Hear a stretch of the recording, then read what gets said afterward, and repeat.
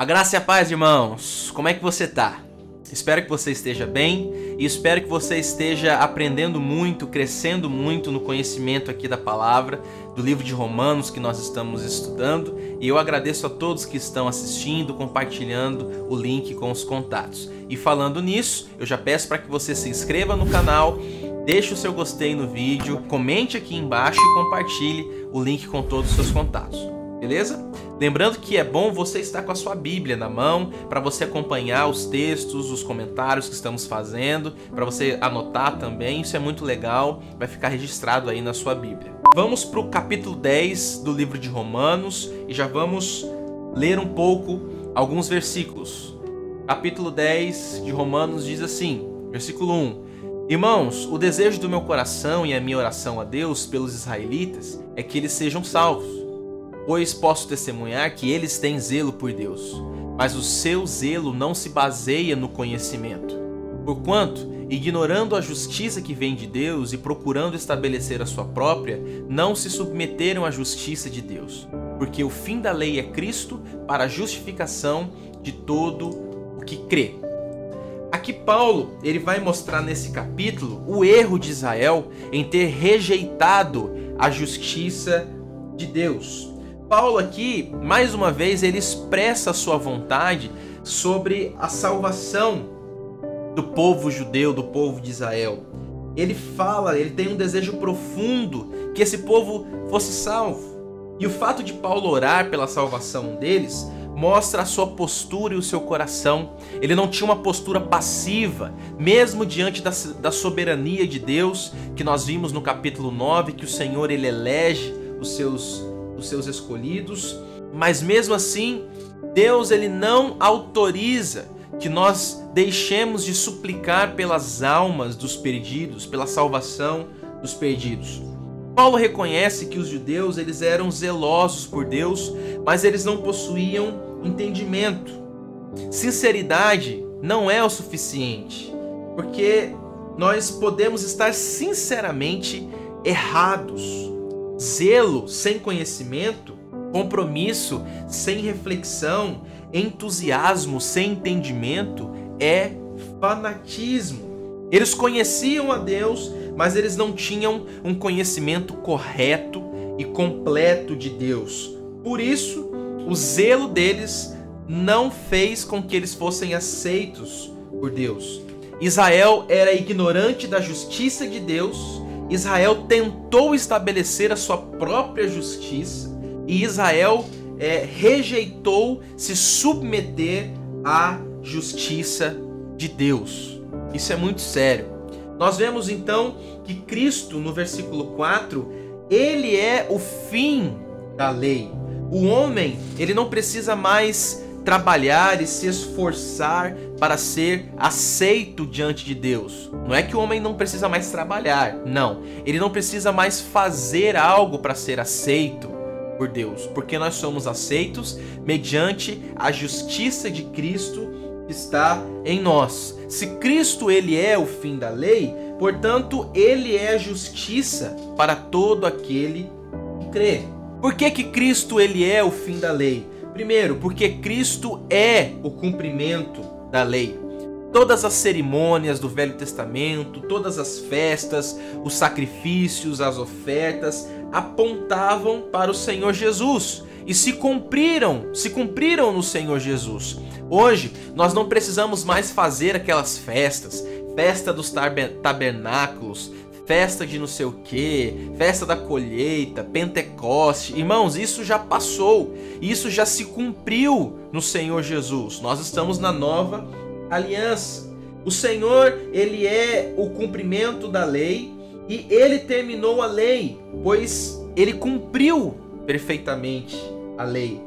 Ele se tornou tudo que Deus queria que o homem fosse. Ele é o nosso exemplo maior. Ele é o cumprimento total e perfeito da lei. A finalidade da lei era revelar o Senhor a nós, de maneira que ela nos serviu para nos conduzir a Cristo.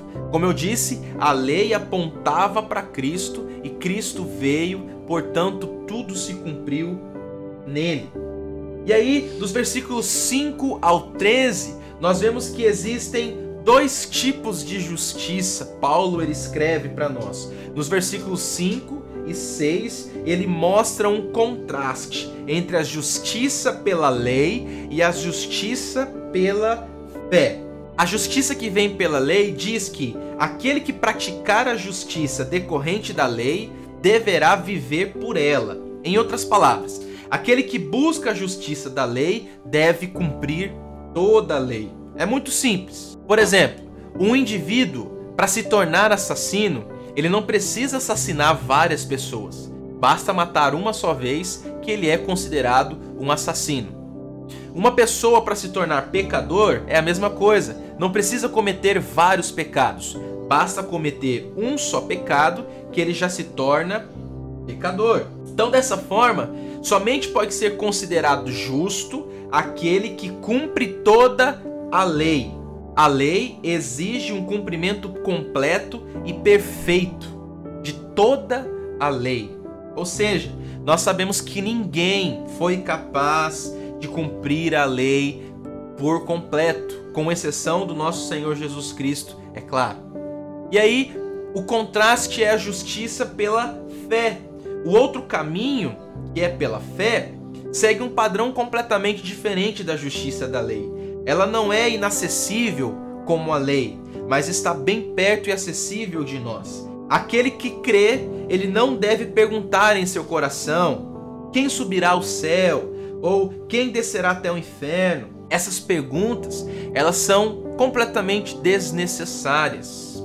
Paulo ele diz que não precisamos escalar os céus ou descer ao abismo para buscar Cristo, porque ele já veio. Ele já morreu e ressuscitou e está acessível a nós. Isso é a justiça pela fé. Basta crer.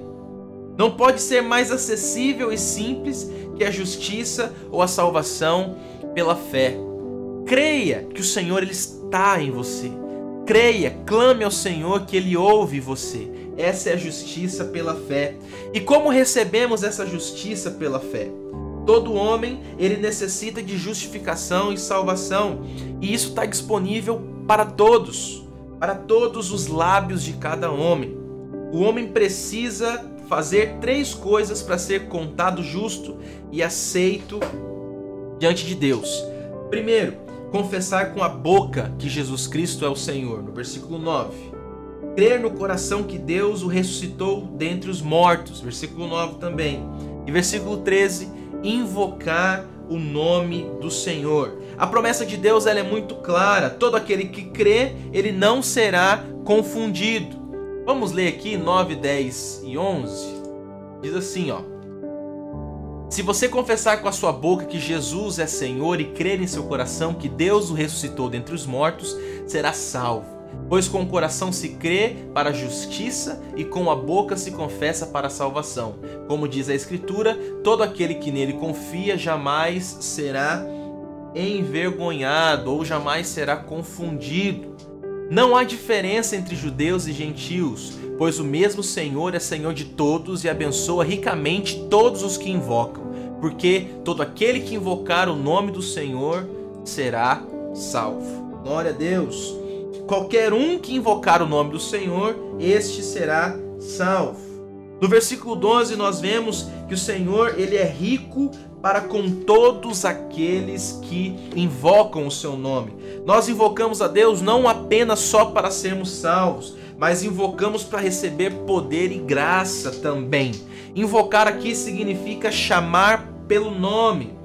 Nós sabemos que existe a oração em silêncio. Deus ouve essa oração, mas só podemos invocar em voz alta.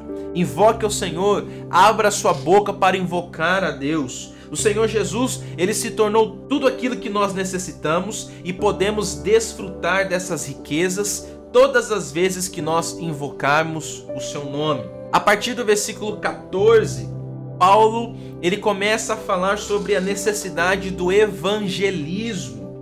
Ele mostra essa necessidade com 4 perguntas consecutivas. Primeiro, como invocarão aquele em que não creram? Segundo, como crerão naquele de quem nada ouviram? Terceiro, como ouvirão se não há quem pregue? Quarto, como pregarão se não foram enviados?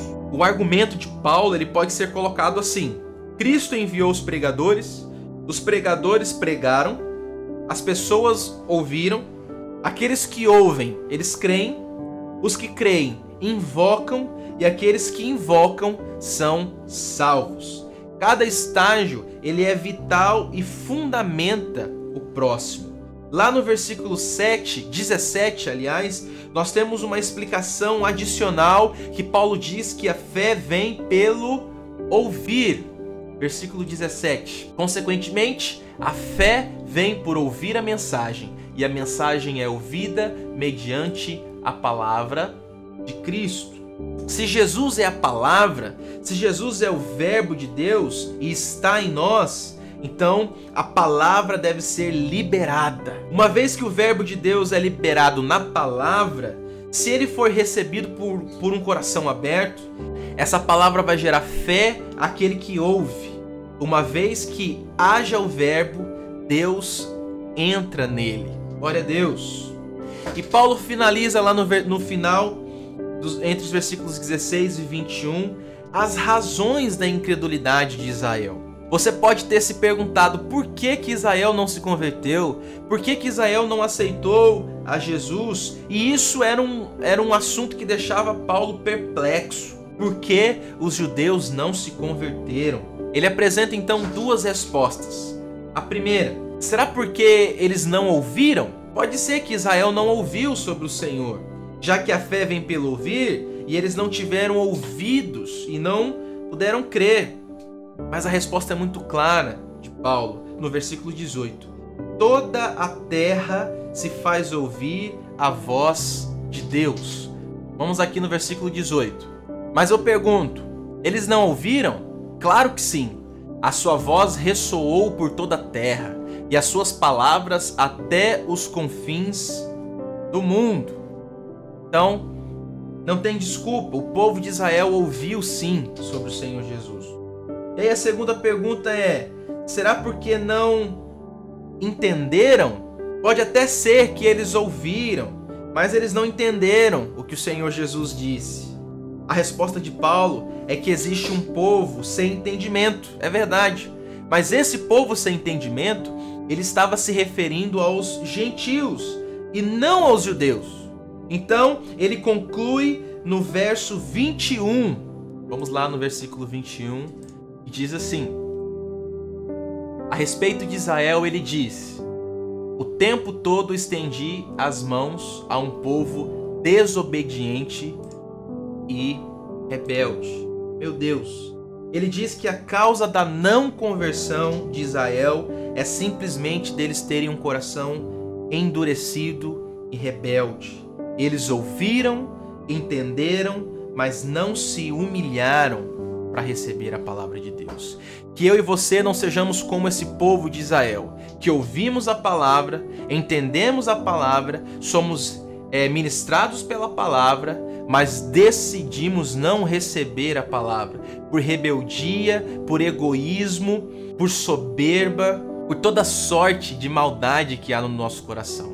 Mas que você esteja com seu coração aberto para receber a justiça que vem pela fé.